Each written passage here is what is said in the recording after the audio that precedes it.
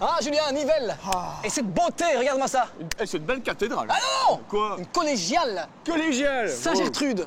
Eh, ma grand-mère s'appelle comme ça. Sérieux? Ouais. C'est quel style, ça? Bah écoute, genre c'est trop rien, je t'avoue. Alors ça, c'est pas gothique. hein. Ouais. C'est roman. En fait, gothique, c'est pointu. Ouais. Et roman, c'est rond.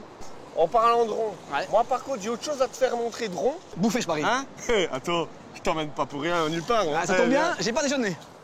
Well, you can tell everybody. Yeah, you can tell everybody.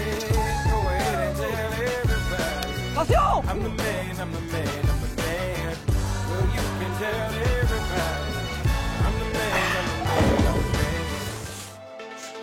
Sous le regard du jacquemart Jean de Nivelles se trouve l'ancien quartier Saint-Jacques. Nivelles se trouvait à un croisement important pour les pèlerins.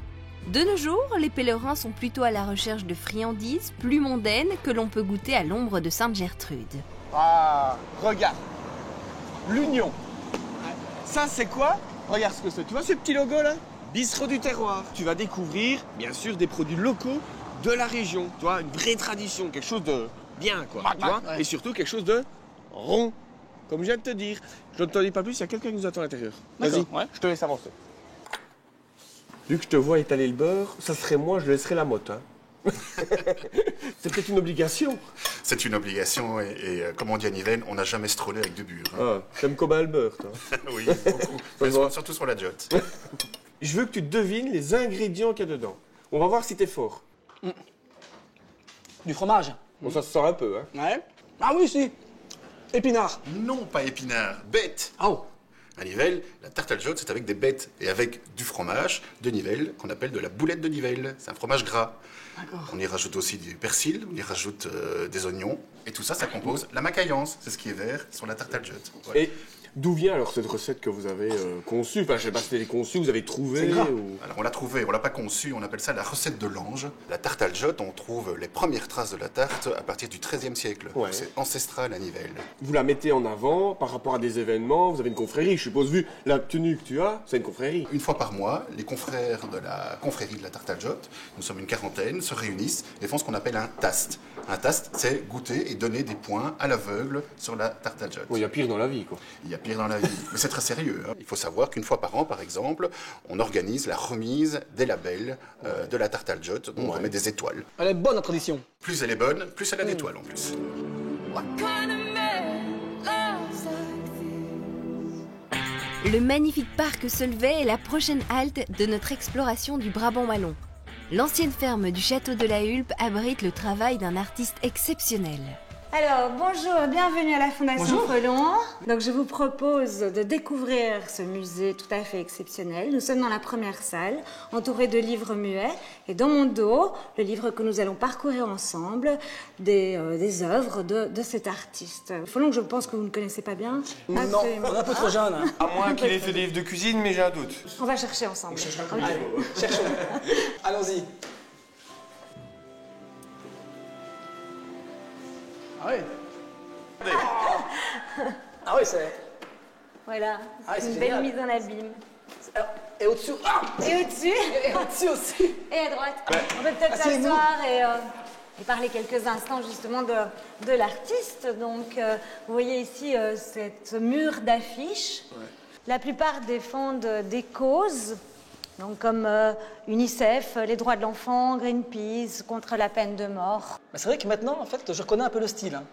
Mhm. C'est un style universel, hein, oui, oui, qui entend parler au plus grand nombre. Mais il n'a pas fait que des affiches. Non, bien sûr, dans le musée, nous avons plus de 500 œuvres et il en a fait plusieurs milliers. Il y a des aquarelles, des sérigraphies, des gravures, des sculptures. Il y a l'atelier de l'artiste. Et donc, c'est un endroit, d'ailleurs, tout à fait extraordinaire de par sa muséographie, qui est une œuvre en soi. C'est aussi une fondation, c'est ça, hein? C'est une fondation, et donc la fondation a pour but de préserver l'œuvre de Folon, et puis aussi pour récolter des fonds pour aider d'autres associations, dans ce cas, pour les personnes handicapées. Tu fais quoi, toi? Je t'avais promis un petit foie gras. Tu vas voir, je te réserve une petite surprise pour le petit repas, là, tu verras. Bien, ça. Et toi, par contre, tu vas faire quoi? Écoute, moi, je vais aller chercher le calme. Oui, ouais, comme d'hab, quoi. Comme d'hab. Ouais. Tu me connais. Ouais, bon, allez, on y va.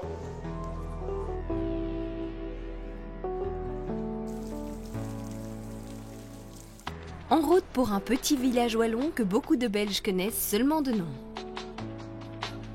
Quand je vois ce marché de Noël avec plein de produits terroirs, je sens que je vais bien m'y plaire. Allez, suivez-moi. Chaque année, la grange de la ferme est à nouveau transformée en un marché culinaire. Jusqu'au 31 décembre, c'est le lieu de rencontre pour quiconque aime les produits artisanaux régionaux. Et vous pouvez bien entendu y goûter le foie gras local. Je suis gâté. Dis-moi, quelles sont les différences par rapport à tes foie gras? Je suis daltonien, mais je vois qu'il y a différentes couleurs. Pourquoi différentes couleurs? Effectivement, mais parce qu'il y a différents foie gras. Je te propose de goûter. Le premier, le foie gras d'oie, Oui. qui a un goût plus fin, qui est plus raffiné, qui est plus onctueux, qui fond vraiment en bouche. Ouais, ça c'est délicat. C'est vraiment le foie gras traditionnel, je dirais, fait par les Égyptiens il y a 4000 ans. Après ça, il y a le foie gras de canard, qui a un goût plus marqué, plus corsé. Déjà au nez, je le sens. Là, c'est vrai que là, on marque les choses. Ça marque plus. Oui. Et alors, le petit nouveau, Allez, le on se foie de lance canard encore. à la truffe. Ça déboîte ça. Ça, j'adore ça. Ça fait un mélange impeccable, les deux ensemble. D'où vient cette passion par rapport à ce foie gras et les différentes variétés? Mais ici, c'est une petite PME familiale, donc on l'a lancé à 30 ans. Et donc on reste vraiment dans le goût du terroir, de la tradition. Et la qualité prime avant tout, c'est ce que tu goûtes dans les différents produits que tu as ici. T'as tout compris.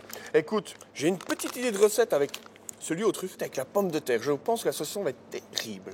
On a le même goût parce que nous, effectivement, c'est la trilogie parfaite, je dirais. Mais d'ailleurs, il y a plusieurs recettes sur Facebook où vous pouvez trouver un peu, notamment le foie gras à la truffe, voir un peu comment. Ah, donc tu as déjà créé une recette avec la pomme de terre? On a déjà fait ça, mais sûrement pas si bonne que la tienne. Je vais faire meilleur, moi, t'inquiète. Je n'en doute pas. Allez, écoute, merci. Je Avec continue plaisir. un peu mes emplettes et je te le pique. Hein.